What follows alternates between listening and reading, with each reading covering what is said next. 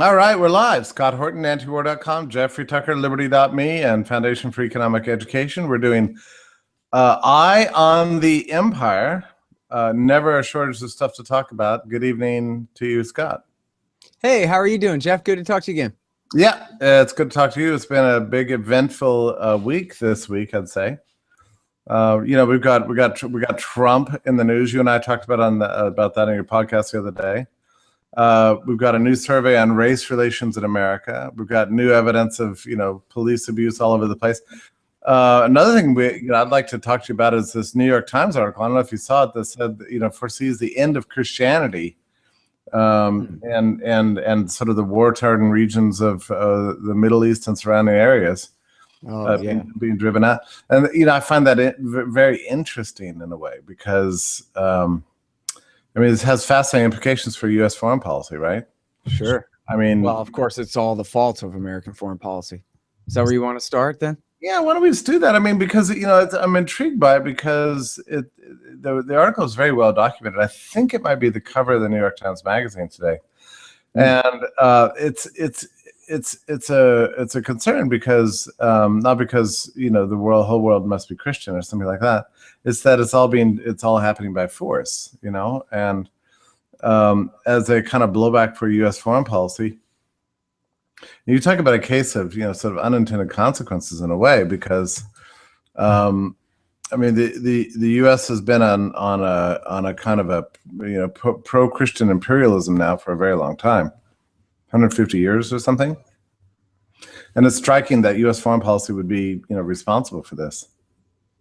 Yeah, well, the Christianity of George Bush basically just amounted to a bunch of magical thinking about how the real world worked. So, when we get there, the people there, they're just nothing but an afterthought. It was supposed to be so easy. And what are they going to do about it? Remember, Bring Them On? Like, you couldn't imagine that the whole group of those guys, they couldn't imagine that anybody would even try to stand up to the U.S. Army because they weren't thinking about the actual U.S. Army. They were thinking about this magical, force, this mystical force. Pat Robertson swore that George W. Bush had told him, we won't have a single casualty in this war because it's, Jesus is on our side and all this kind of thing. And so, but meanwhile, then they get there and then what do? They overthrow the guy who wakes up and shaves his chin every morning and wears a beret like a Frenchman. And they overthrow him and turn the whole place over to sectarian murderers of various factions. And so the Ba'athist nationalists, under the Saddam Hussein regime, I don't know exactly how it was before that, but he had a real monopoly on force around there. And so all the different kinds of Yazidis and Druze and Turkmen and the different factions of Christians, which there are Syrian and Chaldean Christians. I don't know if they're Maronites there. Maybe that's just a Syrian thing. But anyway, a couple of, pretty important factions of Christians that go back to the very beginning there in Mesopotamia, who I don't know exactly their story, how they got there, but it was very soon after that era, 2,000 years ago. And they've now been scattered to the winds. Last I heard, most of them ended up in refugee camps in Syria. Well, then America set Syria on fire too. So now where the hell are they supposed to go? There's more refugees from the Syria conflict than there were from Iraq, or as many, 3-4 million people. And of course, the Palestinians are still stuck in their refugee camps in Syria. They've got nowhere to go. I don't know where the Syrian refugees are going. To Iraq? Iraq can't be any better than there. It's all under the control of the Islamic State. So they're trying to, I don't know, as many of them as they can, go to Lebanon, go cling on to a raft out in the Mediterranean Sea if they can get that far to the west. But it's a disaster. And right now, think back to this, Jeffrey, and anybody, you don't have to be like a master of the history of the Iraq war to know it's a cliche at this point that when they overthrew Saddam, then when they really screwed up was they completely fired every Ba'athist in the government, which was everybody. They didn't just overthrow Saddam, they overthrew the entire state and they abolished the entire army and said, let's start over from scratch. And everybody says, oh man, that really did it. Now, I don't know that they really had a choice. They should have just left. They should have never gone. But the Shiite majority was going to insist on having their majority rule one way or the other anyway at that point. But still, that's the cliche, is that they just left this gigantic power vacuum. And so then they helped the Shiite militias push the Sunni population right in the arms of the Zarqawiyite terrorist types. And so now here we are all these years later, we're fighting for the Zarqawiyites, for the bin Laden types in Syria against the also Ba'athist but Shiite minority dictatorship there. And what's the goal? What's the stated mission? To de-Ba'athify the government and abolish the army and overthrow the state. Well, then what's going to happen to all of the sectarian minorities that support Assad? And by the way, many, many Sunnis support Assad too. It's just the very poorest people out from the countryside and the mercenaries sent in by the Americans and the Saudis who are fighting. But they're, you know, huge Sunni populations that still support the government of Assad. And so do all of the Druze, and I guess at least some of the Kurds, all of the Shia, all of the Alawites, and all of the Christians. And that includes Christians that speak Aramaic from back 2,000 years ago, the language of Jesus. One of these towns, I forget the name of the town, it was this really cool place, man, where, you know, it was kind of like in this very narrow valley, and much of the town was built up in the rocks and you know, up on the side of the hill. And that had been seized by Jabhat al-Nusra, the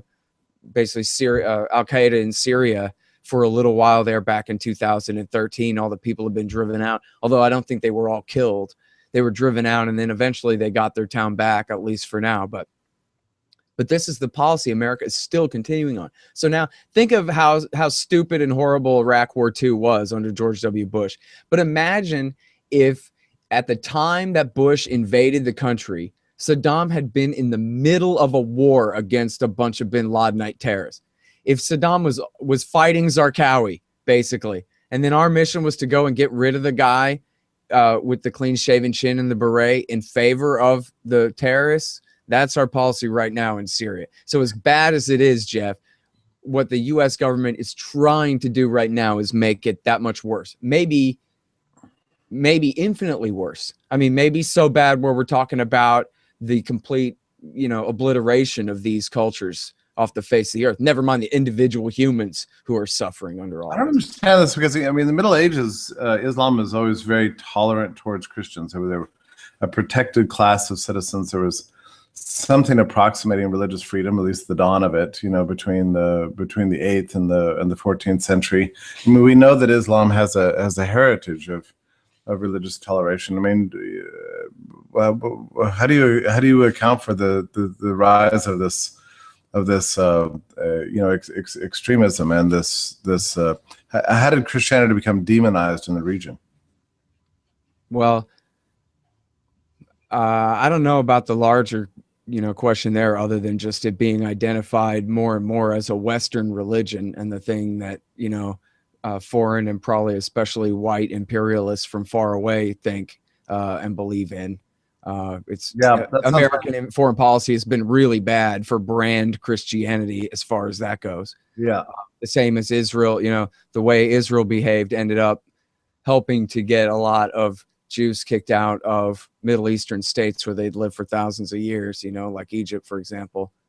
I mean, the thing of it too is, never mind Islam or just the population of Iraq. I mean, when America came in there and started a war and, you know, overthrew the entire government, and then it's a battle for state power. It's a battle of all the local factions. So the meanest militia wins. So we're not necessarily talking about how Islam treats Christianity. We're talking about, how does the Badr Brigade treat the Christian minority? How does Al-Qaeda in Iraq, how do, you know, the very worst, most extremists on either side of that civil war, including the U.S. Army for that matter, how do they treat these people? Well, they're in the way. And, you know, and when you're talking about the worst of the fighters, these guys tend to adopt, or at least the rhetoric and the cloak of the most extremist kind of, you know, religious systems too, and become the most oppressive and start. So like the Islamic State right now, for example, which is run by basically Osama himself, this guy Baghdadi that's running it.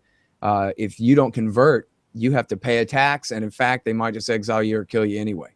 And the same thing with al-Nusra in in Syria right now. They told the Druze, no, we'll let you live, but you have to convert to what we say or else. So, and then they massacred a bunch of them to make their point. So, I mean, what you get here is a pattern developing that anytime the state gets involved, whether it's through war or even domestic policy, and we can get to this, what you see is the differences between people exacerbated, and an exterminationist sort of longings, at the worst, began to prevail. But at the very least, what it means is that the possibilities for toleration and mutual coexistence and that sort of thing come to be diminished insofar as the state's managing the operation.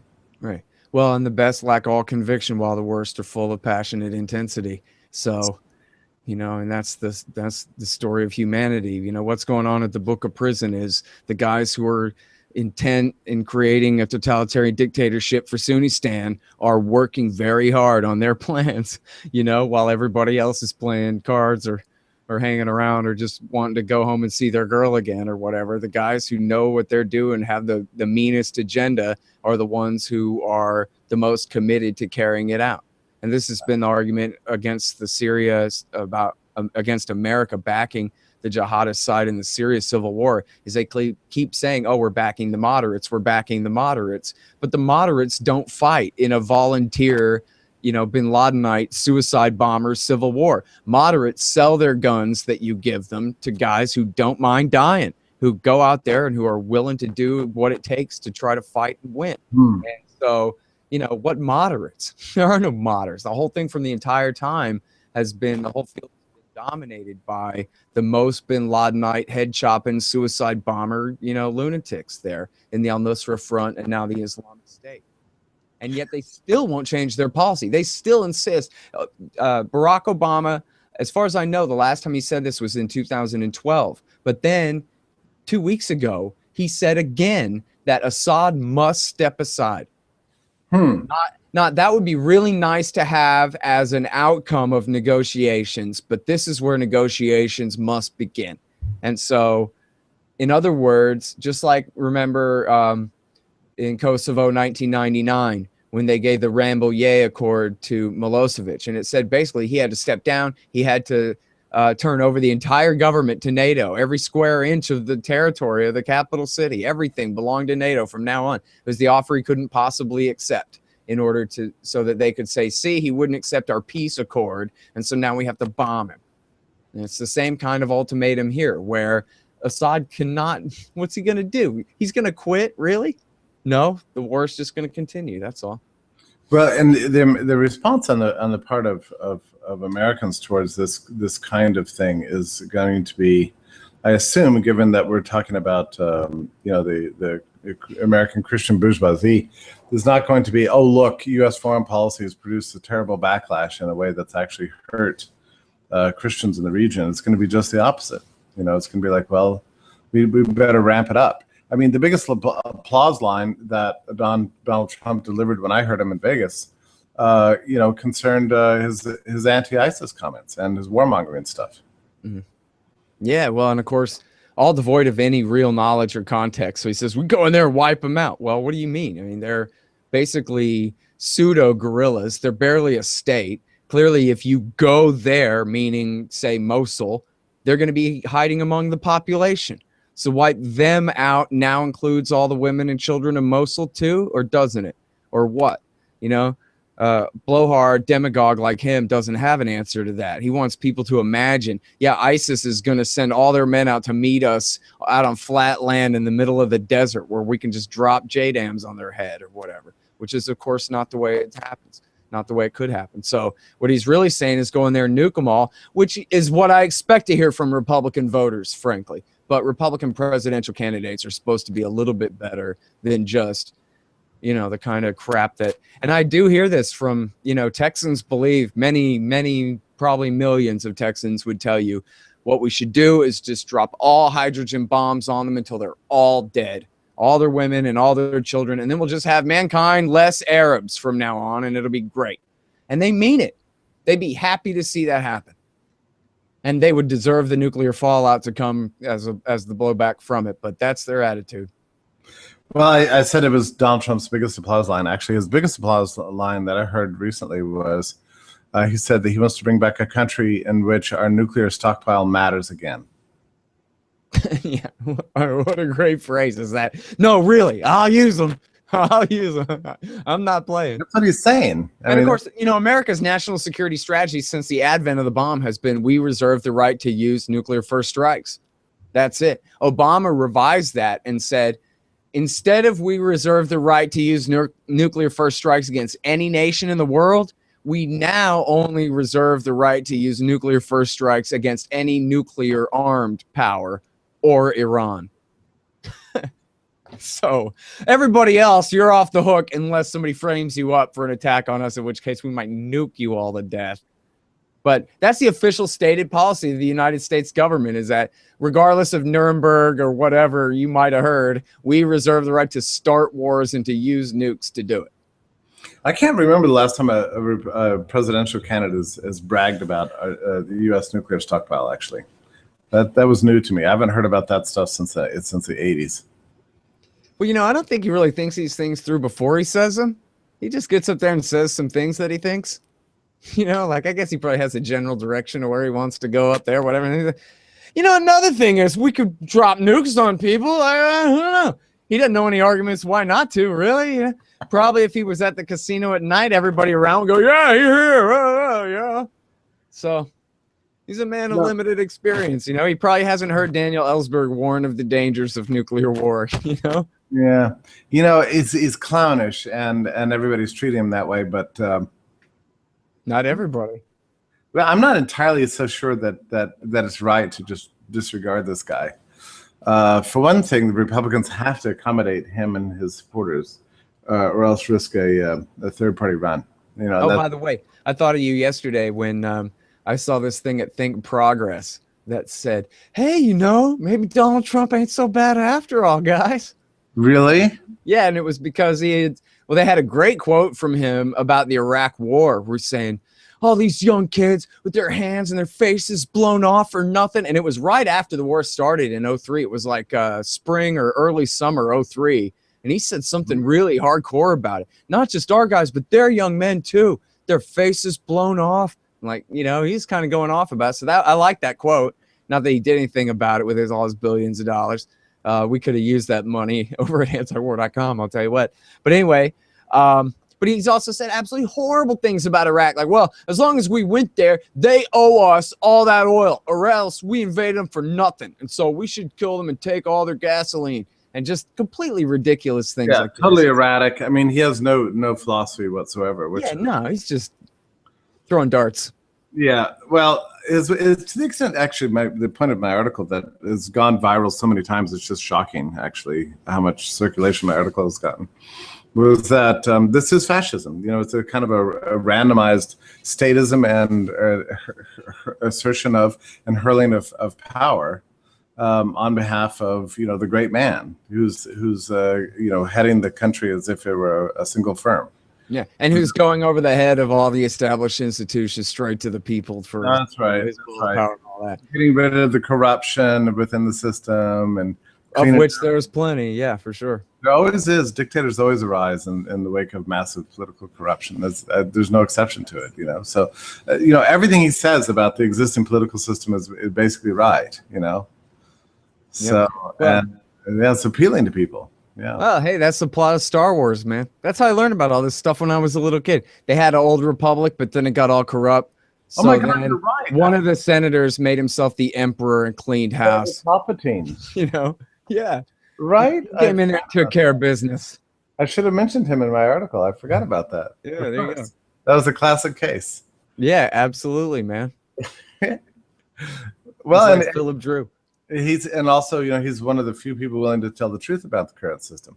My favorite line that he said in Vegas was that he pointed out that every single dollar that's being contributed to Republicans to the other candidates right now is going to come back in the form of political favors. That these are investments. Well, that's why everybody likes him so much, is because he really can tell the truth and say things like, who in power, who with any authority at all would have said, oh, come on, Rick Perry's a complete loser, idiot, moron. He only put those glasses on to try to look smart, which he's not, and it didn't work, right? Like, that's exactly what I might have said on my radio show, right? But to have someone with power say, oh, please, like, you're impressing me with your big glasses. It's just, I mean, it's great. It's great. And you know what? Since Rand Paul is absolutely worthless, it's nice to have somebody entertaining in the campaign. Let's pray it doesn't lead to outright dictatorship worse than it would be under Jeb. But I don't know. I mean, it's times like this that makes you think that, as bad as the status quo is, it could actually get worse, Oh, yeah. I mean, Jeb is going to be horrible, but Trump, I mean, who knows what he would do? No, Trump, he's like McCain, where he's loose cannon enough where it's not just a matter of, well, who are his favorite special interests or whatever like that. It's more a question of what mood is he in right now and what that might mean for the rest of mankind, Yeah, whether he wakes up on the wrong side of the bed or not. Yeah. I'm completely repeating myself from earlier somewhere or something. I'm sorry, but I read this thing where Nick Gillespie from Reason was talking about the Hillary Clinton emails and how the one thing that he really learned from it was just how unimpressive she is and just what a regular Joe she is. She's just some guy up there, dude. She doesn't know anything. She doesn't know anything. The amount of power that she's wielding compared to her, information, knowledge, wisdom, just forget it. The ratio is so far out of whack. Like, she could basically be the manager of your local grocery store and do a damn good job. Right? But she's not any more special than that. There's nothing any better about her than just any lady She's just some lady. That's it. And yet she wields the power to start a war in Libya if she wants, support Al-Qaeda in Syria if she wants, do whatever the hell. Help Petraeus escalate in Afghanistan and God knows what, the coup in Honduras and who knows what horrible things she did. Turn it all in North Africa into a freaking nightmare is what she did. And she's just some boob. She's just some idiot. And he said this because basically she just added her email properties to her iPhone and was writing people back and forth. I guess, yeah, it was just like the nature of the chit chat, that there was never anything like really that betray like there's something really heavy going on here. You know what I mean? This could be any bureaucrat at any office. Right. Communicating with her staff, trying to get a handle on what's going on and just barely getting a handle on it. She could be in other words, she's interchangeable with any, professional educated lady, but who's not, there's no all the so-called mystique that where people assume they kind of fill in the excluded middle and they just assume, well, there must be something really smart about her. There must be something really special or else how could she be so accomplished? But the real answer is just because she wanted to be so accomplished. That's all. She wanted to climb that ladder and did so well. And that doesn't mean anything else, really. And it represents something about the American political system, too. I mean, this level of incompetence. I've been thinking recently, throughout most of American history, we have these elections every 4 years, and you talk about mystique. We like to imagine that the people who are running are somehow embodying the current ethos of the nation. That there's some sense that they personify the cultural and political moments of our time. But that's no longer true. I mean, we live in a different world today than we lived 4 years ago during the last election, or whenever it was, 3 years ago or something. And I mean, we've been in a dramatic state of sort of technological and cultural and social upheaval thanks to the advance of markets. But then we have these elections that come along, and so now we've got a year when all these idiots are running, and they sound like they're running to rule the world in 1992. They have very little connection to the digital age whatsoever. Meanwhile, we're progressing, every day with the mobile applications, with new technologies, new communication systems. The spread of smartphones, talking to people as never before. I mean, all the platforms that have developed, all the peer-to-peer technologies, from cryptocurrency to turning every house or empty room in America to a potential hotel room, and the destruction of the municipal taxi monopolies and everything. All these great things are happening. And then we have to stop this and do this idiotic ritual of electing a leader. there's something particularly absurd about the whole ritual this year.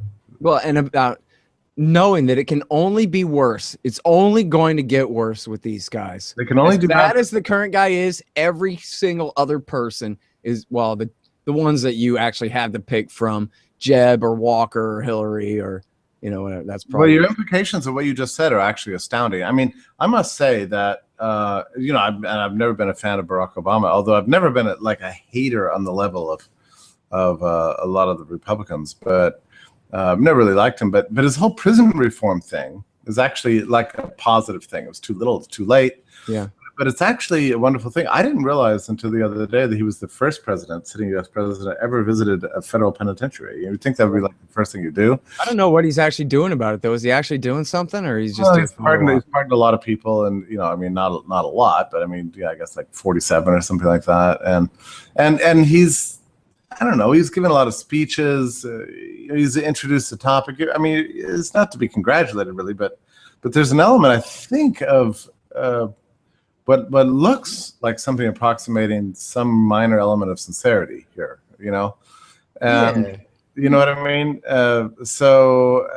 You know, I mean, it's like, you know, as soon as he starts doing some slight bit of good for the world, you know, he's leaving the office.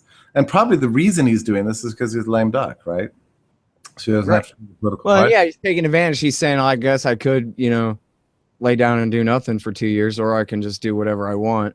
Some of the things we'll like and some of the things we'll hate. The Iran deal is, of course, what's most important to me that, you know, I definitely approve of. Well, I'd be happy to see some real criminal justice reform if I thought he was really going to do something about it. So, yeah. So, I mean, in those two instances, and maybe there's more, we actually see him doing some But then just think of when Jeb comes, it's going to be all of the worst neocons right back in the Pentagon and the State Department. Dude, probably have Victoria Nuland as Secretary of State. Oh, geez. Yeah, it's just unthinkable. No matter what the outcome is, it's going to be unthinkable. The other great thing about Barack Obama is that he was so thoroughly humbled by the, you know, the catastrophe he never admits, but Obamacare has been a disaster and much worse than anybody ever expected, actually. I mean, it's been universally bad for just about everybody. Well, and it hasn't even been all the way implemented yet, right? Just wait until it actually breaks. Worse and worse. A lot of people thought that if they had healthcare through their companies, that they would be protected from this. But actually, the premiums have gone way up. The coverage has gone way down. And now companies are typically charging for dependents, you know, wives and children, husbands, whatever. Whereas before they were letting the whole families in. Now, you know, it's just to keep the balance sheet right. Insurers are having to cut back and back and back while ostensibly offering ever more generous packages, but that don't actually mean anything in reality. So the whole implementation of the thing was terrible. I mean, it's worse than, and I had very low expectations, but it's been far worse. And I think Obama is aware of this to some extent. So you've got a little bit of a humbling effect, because this is, you know, the biggest, most gigantic, you know, sort of comprehensive government reform of a single sector of American life in a very long time, and it amounted to absolutely nothing, which is one of the reasons we haven't really seen any big initiatives since then. I mean, that's sort of more or less the kind of president you want. I mean, you want a president who threw everything at one program and it was a big disaster, and now is extremely risk averse, you know? And that seems like where we're headed with Barack Obama. I mean, there's an element of tragedy in the fact that he has to be kicked out now. Yeah. Well, boy, yeah, and I hate to agree with that, as crazy as it sounds. I think everybody understands what we mean. That's no praise for him. No, I mean, it's actually funny when you think about it, because we're both like both radicals and revolutionaries, but you know, given the existing realities, since it only seems like no matter any change is actually going to be worse. Repeal the 22nd Amendment. Keep the precedent. You're like, you know, suddenly the establishment and the status quo doesn't look so bad compared to anything. I like this president. Everybody hates him, so he's weak as I want a president to be, basically. You know, this is what, you know, people used to say. In 2000, people would ask, you know, about the election. And I'd say, well, I'm voting for Harry Brown, of course, but if I, you know, gun to my head, I had to choose between Bush Gore, I guess I have to choose Junior because he's such a freaking clown and such an idiot. I know him already as Governor Bush for years now, so I already know what a nitwit this guy is. And I'm thinking, you know, unlike Clinton, who can get up there and answer your question in complete sentences and stuff like that, Junior has a real problem. And so the fact of what a clown I know him to be, I hope will really diminish his stature as a president, and he'll basically be able to get away with nothing. And of course, you know, if you remember the first 9 months of his presidency, everybody was like, you barely know he's there. Thank God, you know? That was beautiful. It was it could have been. Oh, what could have been. But then after his greatest failure of all presidents ever in American history, he was revered like a god king sent down to take us to war to protect us from Saddam or whatever crazy nonsense people were made to believe back then. He got a new lease on life and a new mandate. Yeah, that was the worst. But yeah, no, but the point being, I would love to have, put Jimmy Carter back in there. Everybody hates Jimmy Carter. There's a powerless, do-nothing loser. That's what kind of president we need. I know. I just read an article about Carter the other day, or I read an interview with him. It's a very interesting figure, Jimmy Carter. I mean, he got such a bum rap for all the bad economic stuff that happened under his watch, but actually he avoided war with Iran.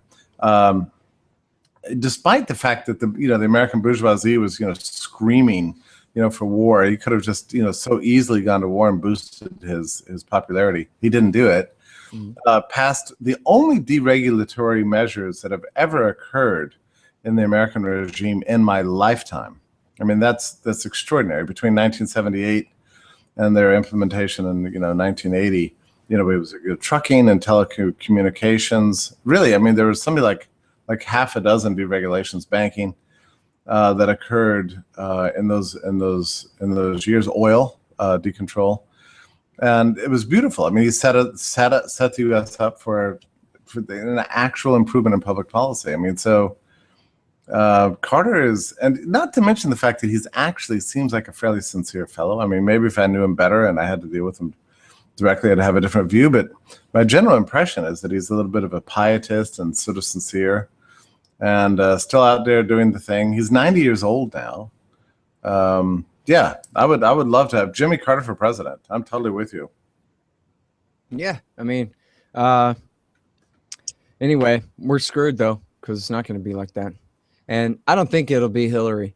And I don't know why anybody thinks that she's electable. It's amazing to me that the establishment believes that they ought to give the nomination to her. If they want the Democratic Party, I mean, I guess whatever. She's just a jobber for Jeb. Then I guess that makes sense. Isn't Sanders actually like getting more people to turn out to his? Yeah, but that doesn't matter. I mean, he's not going to be able to line up the money.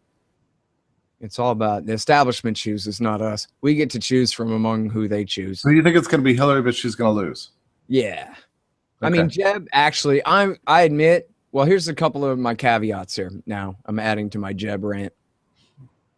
My caveats are, he is dumber than I thought, Jeff. He is as dumb as Junior, or almost as dumb as Junior. Totally not impressed by him. And I just thought that, come on, he can't be as dumb as Junior, for Christ's sake, right? But nah, he's actually seems pretty kind of dull-witted. So, he could make just such a lousy impression. I don't know. But I think, so far he's on the gravy train. He's on the grease skids to the nomination unless something terrible happens. And I used to say, unless he accidentally says the N-word in front of an open microphone. But the other possibility is Donald Trump could just say, well, never even mind the rest of these clowns. Jeb Bush is my enemy, and I'm going to destroy him. And he's kind of turning the whole damn table over. I have to believe he's pulling Bush. I mean, is pulling high just simply because of the name recognition thing. I mean, these people are just incredibly uninterested in politics, and they'll say anything to get rid of the pollster. But if you poll, Wall Street, the banks and insurance companies, the arms dealers, the pill pushers, agribusiness, the Israelis, and old people, the people who count. That's democracy in America right there. Oh, oil. I always leave out oil. I don't know why. They go on the list too. Those are the power factions in America. And if you poll them, they'll go, Jeb. And they're not interested either. They're just, yeah, whatever, Jeb. It's going to be him. And there's no one else. I mean, who are they going to have? Rubio is going to get the nomination? No way. It's going to be Jeb. And unless, I guess Trump could ruin it for him. And I'd be happy to see him ruin it for Trump. And in fact, here's the funny part of that Think Progress article where they're like, surprisingly, this fascist doesn't seem too bad to us progressives. Yes, that's quite surprising. But anyway, at the bottom, though, and they call him out for being a nativist and stuff. But at the bottom, they go, but really, what is less legitimate about him compared to Carly Fiorina or Ted Cruz or Marco Rubio or Jeb Bush, for that matter, or any of these clowns? And that's exactly what I'm saying, is that actually, I mean, I get what you're saying, that he's a know-nothing enough to a steamroller enough to be like a real dictator compared to just a really, really bad Republican president. But when it comes to the things that he believes, like, he is a Fox News viewer. That's what he is. He's a Republican. He's exactly what they are, only he says it all out loud without any inhibition. This is the thing I did not go into in my article, but that doesn't mean he's as qualified as them, the way Think Progress put it. It means, look, the entire Republican Party is a gigantic, corrupt, bankrupt, fascist, alien enterprise in our society. It has no place in our society. Why should we accept this? That they've cleaned up their act. Did you see that Salon Magazine ran a big article on Trump as a fascist, in which they cited me up at the top of the article and a lot of quotes from me, which is just, I mean, the irony there, because the guy is a big lefty, right? I mean, I'm sure a very nice guy, whatever. And he conveniently leaves out my main thesis, which is that Trump is a state builder, and that there's a kind of a right-wing form of socialism that differs culturally from the left-wing version. That was my basic theme, and they missed all that. but that just fell out of the article completely, which is fine. Although he retained all my links to Mises and John T. Flynn, which is very charming. So we've got a funny thing going on there. But it is fun to watch the reaction to Trump. People are just completely hysterical about it, Well, and this guy at Salon was saying something I did not say in my article, which is actually a salient point, which is that, what does it say about the Republican voters that he's ahead right now? Yeah. I mean, that's very revealing. I've always believed this, by the way. Sam Francis. Did you ever know that name? Barely. Yeah, I'm somewhat familiar, but not. Yeah, so he was. Sam was a brilliant guy. Not at all my kind of take on the world, but he always believed that he had a very, very dark view. He believed that fascism is the real ideology of the white bourgeoisie. That's sort of that large majorities of people basically go for fascism, and that any powerful leader who could ever tap into that could make himself a dictator at any time. And I should clarify that Sam wasn't necessarily opposing this. Okay, he was a realpolitik sort of thinker. I totally agree with that. Look, if George Bush had decided to just keep pushing it and pushing it and pushing it and pushing it, at what point would the Republican, conservative, right-wing population of America turn against him? At no point. I mean, here he's torturing people to death. He's starting wars. He's taking their sons and getting them killed, lying right to their stupid faces, and they love it. They'd be happy to wage war against you for knowing better than them. Yeah. That's right. And I mean, Bush, there were a couple times where Bush was like, they wanted to arrest the Lackawanna Six framed up in a bogus, oh no, they were paintballing in the woods. They must be terrorists kind of thing. Well, Dick Cheney said, send the army to arrest him. This is in Lackawanna, New York, outside Buffalo, New York. And Junior said, nah, I'm going to send the FBI. But the lawyers, Dick Cheney and his lawyers were saying, yeah, we could roll a tank down the street and send in the infantry and set a precedent here about how we deal with terrorists on American soil. So Bush was like, nah, and he called the governors and he said, governors, I'd appreciate it if you guys would call out the state guard to stand around at the airports. He could have called them out himself. He could have called them out and had them stationed all over the damn place. But he didn't do that. So in other words, he did not go as far as he could have. And as far as the American population and especially the Republican base were conserved, he could have gone 10 times as far, and there's no limit. He could have started putting commies and hippies and Mexicans in concentration camps and got away with it. God, I totally agree with that. I mean, there's no amount of statism that a sizable majority of the white middle class would not accept, provided you don't attack their religion and you don't raise taxes and you don't cut the military budget. Basically, you know, those are the sticking issues for people. They want their national greatness, they want their stuff, and they want their religion and their families left alone. Basically, you get that right, you're Caesar. Yeah, well, and we have a real problem here, because if you look at the polls, you see that the military is the only institution, the only permanent institution in America that people trust. They don't trust the Congress. They don't trust the courts or the presidency. They don't trust their local cops or the mayor or you know, their town council or county court or whatever it is. But the military, now those guys know how to get things done, which of course is not true, right? The military is the most bumbling, ridiculous, socialistic institution.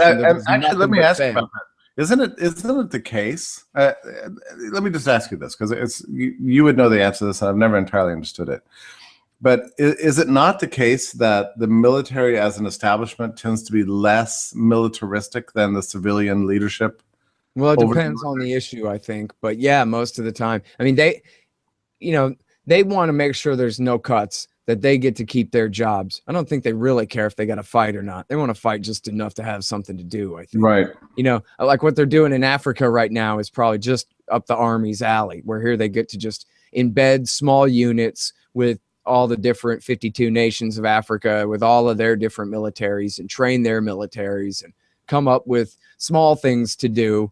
But boy, it's a big continent, boss. We need more men. We need more money. And they can kind of keep that thing going forever. They really want to invade and occupy Iraq again? Nah. I mean, the Air Force is down for it.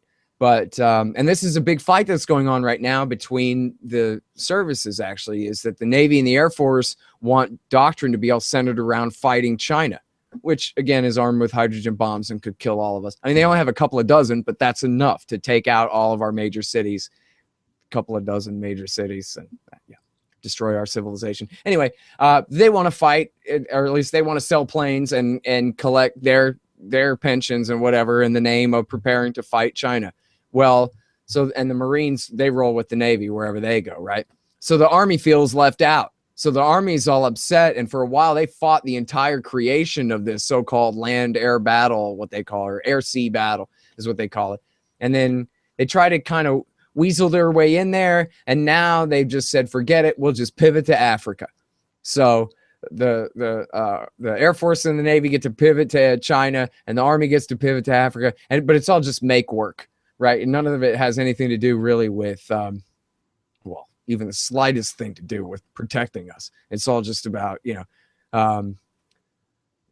staying employed at current wages. But then when the Hawks push for bombing Iran, they go, nah. Like the Air Force says, yeah, we'll do it. But everybody else says, no way, Jose, because the Marines and the Army know they'll have to go in and take out the anti-aircraft. They're going to go when this whole thing turns into a giant disaster. They're going to be the ones who have to try to occupy. I mean, there's a sense in which the polls that show the military is more trusted than any other civilian institution of government.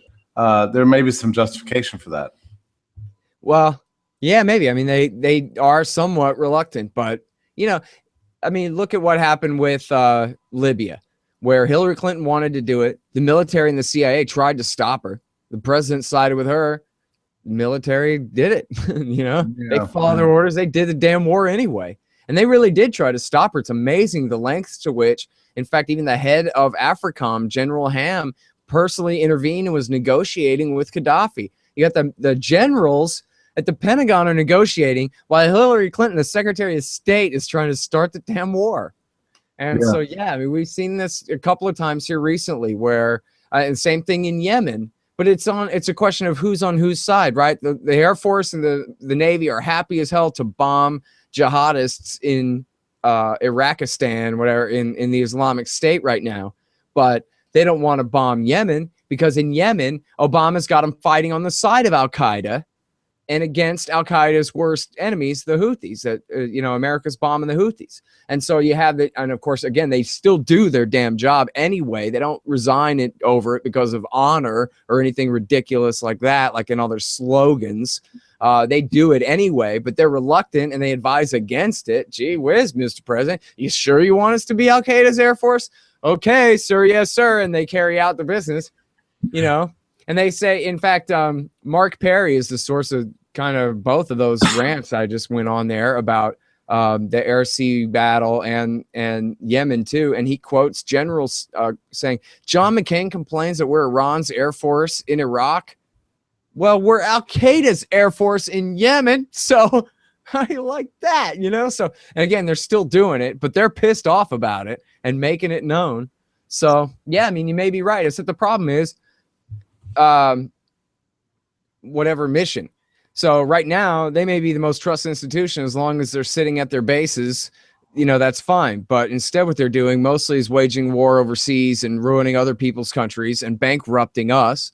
And then when the real bankruptcy comes due, then we have a real choice, whether we, turn to demagogues like Donald Trump and turn to generals like, whatever perfumed prince gets put up before us as, the most competent man in America, or whether we believe in peace or not. This is the real fear. I mean, a lot of my friends are looking forward to some gigantic economic collapse as if it's, going to be some sort of vindication of all their predictions and everything. I think it's the single worst thing that could happen to us between now and 18 months from now. I mean, I don't even want to look at the world, what's going to happen under those conditions, because so far things are kind of going along swimmingly, and so long as there's not some gigantic crisis. But, under crisis conditions, oh my God, it was just, we'll stop laughing about Trump and start crying, I think, under those conditions. Right. Yeah, absolutely. And, I went and saw a recent speech by Ron Paul where he just kept hitting this over and over again. We're listening, everybody, no matter what happens, okay? It was almost like, I don't know. I hope it wasn't his last big speech, but it kind of sounded like it, where he's going, listen, no matter what happens, just stick with liberty and it'll work out. Prices got to be able to float, man. People got to be able to make deals.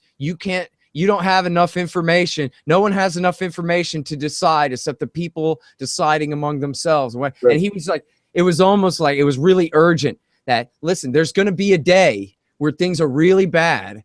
And at that point, don't believe in power. They're going to try to get you to believe in power. Don't let it work on you. We need freedom. That's all we need. Well, I was thrilled too to see Ron jump out in front of this Donald Trump issue and just say that guy's an authoritarian. I mean, he's like no compromise. None of this nonsense. I mean, he was just like, this guy is just all around bad. So that made me proud of my old friend. Yep. I want to. If we don't have that much time left, I wanted to draw your attention to the New York Times poll about race relations in America, which I found very interesting. I mean, it's an illustration of the faulty hopes that people have in politics.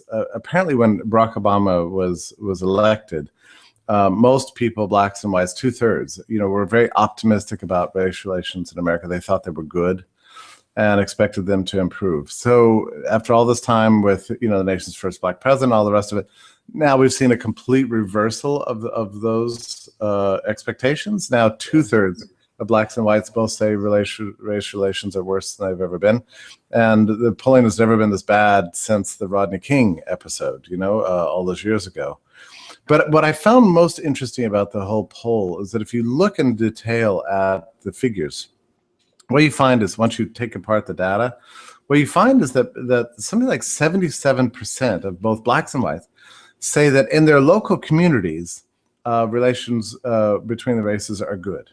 Mm-hmm. And it's very interesting, this sort of the difference between the micro perspective and the macro perspective. And what I wrote in the article today is, what do we mean by in our local communities? When we say in my local community, what do we mean? What we mean is, for the most part, our commercial activities. It's at our workplaces, the places we trade with, the stores we shop in. In other words, our real lives. In our real lives, there is not a race conflict. It's, for the most part, everybody gets along. We find ways to cooperate and trade and get rich together, get more prosperous together, at least, you know, find ways towards peace. But once you take it out of that realm and put it into the realm of politics, that's when things start getting grim. And right now they're at a low ebb. And I think it's partially because of a widespread perception of, you know, this the police abuse videos that are going on. The media always exploits, you know, to try to divide people and never to our benefit, you know. You know, what I argued was that what this poll shows is that insofar as you use official institutions, you know, whether it's the criminal justice system or the court system or cops or whatever, as mediating forces between groups, that you're going to create greater degrees of conflict. Whereas if you just allow peer-to-peer contact between people in a marketplace, that you're going to get better outcomes. That's what I discern from the polls. Yeah, no, it makes total sense. And of course, it's easy to see why, especially for blacks who are on the receiving end of the worst violence, that, you know, they got to imagine that, you know, maybe the average white guy doesn't have that much political power, but he must have more political power than me. And I don't see him making an effort to get the police to stop cracking my skull open. That's right. If he's not going to stick up for me, then, you know, whatever. What chance do I have sticking up for myself when I'm the one getting my head cracked open, kind of thing? Yeah, you know, so it's all what the cops do ends up, it gets all muddied with just racism in general. Where, so like you're saying, in my neighborhood, it's a very mixed neighborhood. Everybody gets along. It's a colorblind neighborhood as far as that goes. I don't think anybody notices. Yeah, look, I live in Atlanta. I mean, you know, this is the multiracial capital of the world. I mean, it's beautiful. But the cops are insane. And they're far more likely to, you know, take out whatever, to do what they think they can get away with to black people than white people, just because there's less chance that a black person is politically connected. It's right? so You true. crack some white guy with blonde hair, his head open, he might be the son of a state senator or something like that. You know, I think chance, you know. This has been a consciousness raising moment for white America, because I think a lot of people lived in denial of this, and I'm including myself. I was, you know, very much unaware of the extent of the problem, but the problem is revealed in the polling. I mean, it turns out, like, a general question asked of people is something like, you know, have you ever experienced, you know, unjust intimidation or felt threatened by the police? 5% of whites said they have. 41% of blacks. Okay, this is a gigantic difference, and you know, both of those numbers sound way low to me too. They do. They sound low to me too, actually. Yeah, I agree with that. I mean, only 41%. I would think more like 90. Yeah, no. The thing is too, you know, I think, like you said earlier, the technology is changing, and it's Facebook and Twitter more than anything else, where these cop videos, you know, I think I mentioned this to you before on the show, where different friends of mine who are not political people, but are just, you know, regular human beings with day jobs and families and stuff, say to me, hey, man, you know, I don't know about the wars and this and that, but one thing I've noticed lately on Facebook, man, it's just nonstop police brutality all day, every day. It's not all murders of unarmed black guys. It's also, look at them savagely beating this old white lady too, and whatever it is, maybe almost to death or whatever. And there's a million of them. It goes on all day, every day. It's inescapable with the social media. And, you know, we used to have Rather, Jennings, and Brokaw, you know, on the nightly news kind of thing is what people had. But now they're under the impression, and they would be right, I think, to say, like, hey, we're all black people now when it comes to police brutality. Yeah, right. That's exactly. It's so unleashed. And the reason we can hear black people's voices now better because of social media too, but also if it's now as bad for white people as it's always been for blacks, think of how much worse it is for blacks. Again, probably now it's, you know, it's not mass, you know, lynching from trees necessarily like back in the days, but still, I think things have probably been getting much, much worse with all the militarization and all the. I'm sorry, I don't remember the name of the lady who killed herself with a trash bag, at least alleged to. But everybody's watched that video where she was stopped and the cop told her to put out a cigarette, you know, and then it escalated, and then she's beaten and dragged off to jail, and next thing you know, she's dead, right? this all And that happened. could happen to anybody. More likely someone like her, but that could happen to anybody, really. Yeah. And you know what? I couldn't believe it, this, Scott, because I don't know if you saw that there was a big brouhaha because over the last 24 hours, I guess, the more extended version of the video came out. And so the conservative commentariat was going, oh, well, it turns out there's more to the story. It wasn't just that she had an illegal lane change, because, you know, the cop pulled her over. And so, I mean, if a cop comes behind you and turns on his lights and says, get over, I mean, are you turning on your blinker necessarily to change the next lane? I mean, apparently you better. Yeah. So he stops her, and then he says, well, I'm stopping you for not signaling for a lane change. Well, he was behind her and told her to pull over. Pulling over for him. Yeah. Right. So the more extended version of the Sandra Bland, I guess her name is, the more extended version of the video, Breitbart is one of these outfits, you know, said, oh, look, you know, you can see the police actually pulled over for a different reason. And the more extended version, I don't know if you saw this, but she rolled through a stop sign. I mean, that's what caused him to do the U-turn and chase her down. Okay, so I'm looking at this video, and there's nobody on the road at all. And he didn't say anything, by the way, because the part of it I saw, you know, has him talking. He didn't say anything about a stop sign. He said about a stop sign, but that's why he originally made the U-turn and chased her down. So you look at like the calculus. I mean, how many times have we been at a stop sign, had a clear, clean view of a completely empty street in both directions? I went, well, I'm just going to turn. You know, I mean, that's sort of slow enough. Yeah, and that's what she did. And so he's like, oh, well, it violated the traffic laws. You know, I mean, what they're doing actually is seeking people to tax, essentially. You know, that's right. That's all so it is. He didn't chase her down because she was black, but he chased her down because he saw her as, you know, just another sucker, you know, to pay the local government money. So, I mean, in other words, this more extended version of the video didn't somehow vindicate the cop at all. Yeah, no, of course not. Yeah, like, no, he had every right to do with her whatever she wanted. In fact, right before we went on, someone sent me a link to people on Facebook, you know, who saying that, you know, yeah, basically saying anyone who would dare to talk back to a cop gets exactly what they deserve, and we support them against you every time and whatever. And people are just, they can't imagine themselves in that same situation. No, they can't. You had to deserved it somehow or another. Well, there's a long tradition of not going along with the cops. I posted a video earlier today of Fred Astaire, a movie made, I guess, you know, 1937 or something like that, where he's dancing in the street and the cops telling him to stop, and he just sort of dances away and laughs at him, you know. Mm-hmm. And we're charmed by that. I mean, there's a long tradition, you know, of defying idiot cops, but yeah, no more. Yeah. Hey, let me say one more thing about all this, as long as we're on it. Yeah. Is you know, whatever prejudice and empire and all the rest of it. There's a town outside of Dallas called Farmersville, where they've been having, the whole town is up in arms because a Muslim group wants to build a cemetery there.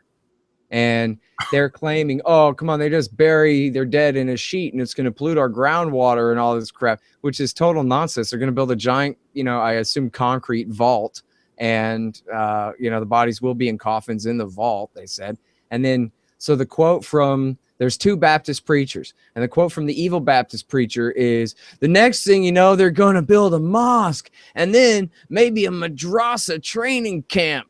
Right? Like all of a sudden we're talking about Al-Qaeda in Pakistan, right? Like working for the CIA and the Saudis. That makes me so sad to hear that. Oh, it's just horrible. But then here's the good news is there's a good guy, Southern Baptist preacher, who I believe they're the same denomination, but from the other side of town, who just absolutely went out after this guy. And, you know, he starts out his article as kind of demeaning and insulting anyway. And he's saying, well, you know, having to have the state back up your religion. Well, that's how the Muslims are, because their religion is so false and weak and whatever, that they need it that way, which is, you know, what he's taking their side, but he has to be a jerk about it to prove that he's still one of us or whatever. Sufficiently anti-Muslim, you know. But so then he really starts getting good and starts saying, you know, I don't worship any God that needs help from the mayor. And no offense, mayor, but my God is badass enough without your assistance. I'm sure he can handle whatever it is.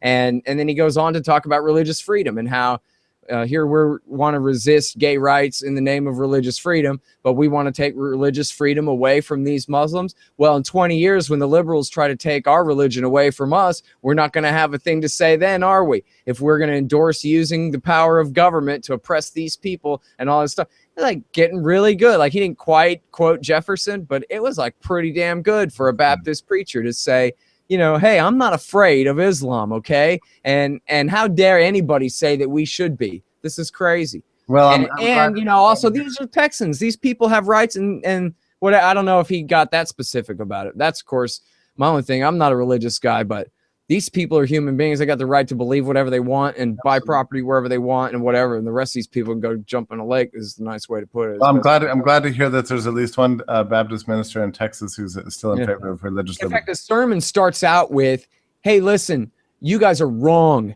And my job is not to tell you what you want to hear. My job, I'm the shepherd, and I tell you when you're screwing up and how you need to fall back in line and start acting right. And he went after him pretty damn good, you know? And said, if I told you what you wanted to hear, then that would mean I love myself more than, you know, what I'm really doing here. And that's not the case. So everybody sit down and shut up and let me tell you why you're screwing up and you need to back off. You know, it was really cool.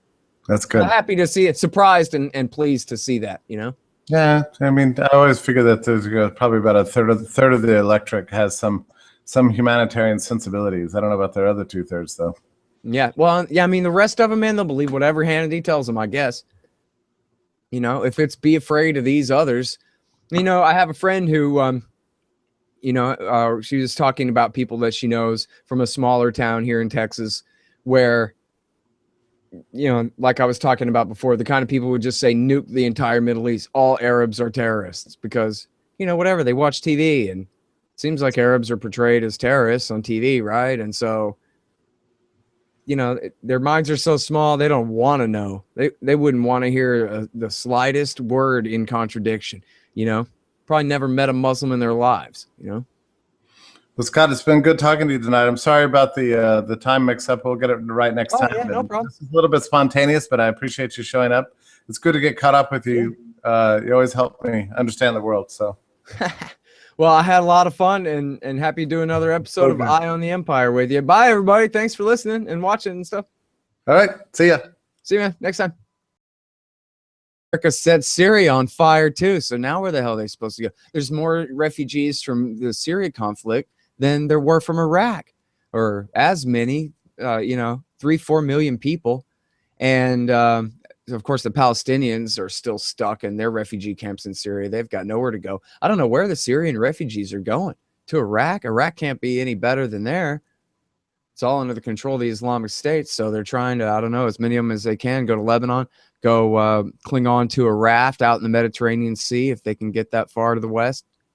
But it's a disaster. And right now, think back to this, Jeffrey, and anybody, you don't have to be like a master of the history of the Iraq war to know it's a cliche at this point that when they overthrew Saddam, then when they really screwed up was they completely fired every Ba'athist in the government, which was everybody. They didn't just overthrow Saddam, they overthrew the entire state and they abolished the entire army and said, let's start over from scratch. And everybody says, oh man, that really did it. Now, I don't know that they really had a choice. They should have just left. They should have never gone.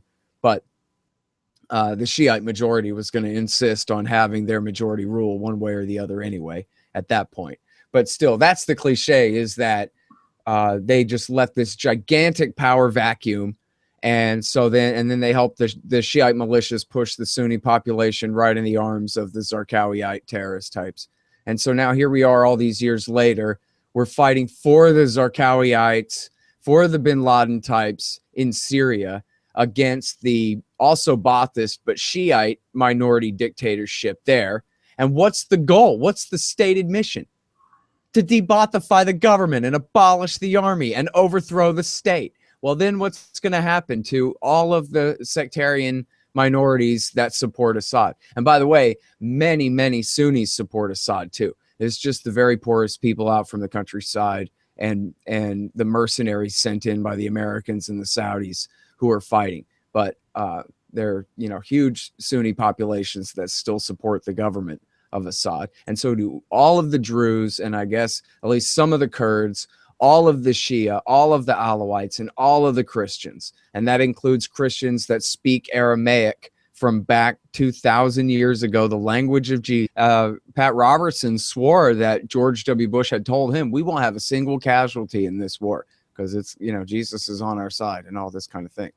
And so, but meanwhile, then they get there and then what do? They overthrow the guy who wakes up and shaves his chin every morning and wears a beret like a Frenchman.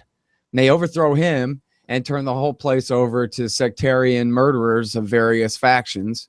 And so the Ba'athist nationalists, under the Saddam Hussein regime, I don't know exactly how it was before that, but he had a real monopoly on force around there.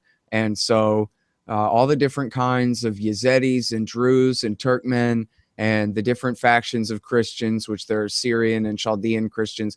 I don't know if they're Maronites there. Maybe that's just a Syrian thing. But anyway, a couple of, pretty important factions of Christians that go back to the very beginning there in Mesopotamia, who I don't know exactly their story, how they got there, but it was very soon after that era, 2,000 years ago. And they've now been scattered to the winds. I mean, last I heard, most of them ended up in refugee camps in Syria. Well, then America. All right, we're live. Scott Horton, antiwar.com, Jeffrey Tucker, Liberty.me, and Foundation for Economic Education. We're doing Eye on the Empire. Never a shortage of stuff to talk about. Good evening to you, Scott. Hey, how are you doing, Jeff? Good to talk to you again. Yeah, it's good to talk to you. It's been a big, eventful week this week, I'd say. We've got Trump in the news. You and I talked about about that on your podcast the other day. We've got a new survey on race relations in America. We've got new evidence of police abuse all over the place. Another thing I'd like to talk to you about is this New York Times article. I don't know if you saw it. That said foresees the end of Christianity, and sort of the war-torn regions of the Middle East and surrounding areas. Being driven out. And I find that very interesting in a way because this has fascinating implications for U.S. foreign policy, right? Sure. Well, of course, it's all the fault of American foreign policy. Is that where you want to start then? Yeah, why don't we just do that? Because I'm intrigued by it because the article is very well documented. I think it might be the cover of the New York Times Magazine today, and it's a concern because not because the whole world must be Christian or something like that. It's that it's all happening by force, and as a kind of blowback for U.S. foreign policy.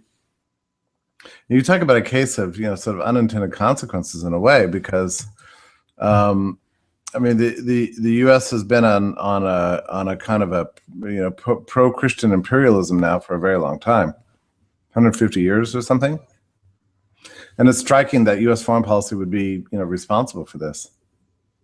Yeah, well, the Christianity of George Bush basically just amounted to a bunch of magical thinking about how the real world worked. So, when we get there, the people there, they're just nothing but an afterthought. It was supposed to be so easy. And what are they going to do about it? Remember, bring them on? Like, you couldn't imagine that the whole group of those guys, they couldn't imagine that anybody would even try to stand up to the U.S. Army because they weren't thinking about the actual U.S. Army. They were thinking about this magical, force, this mystical force.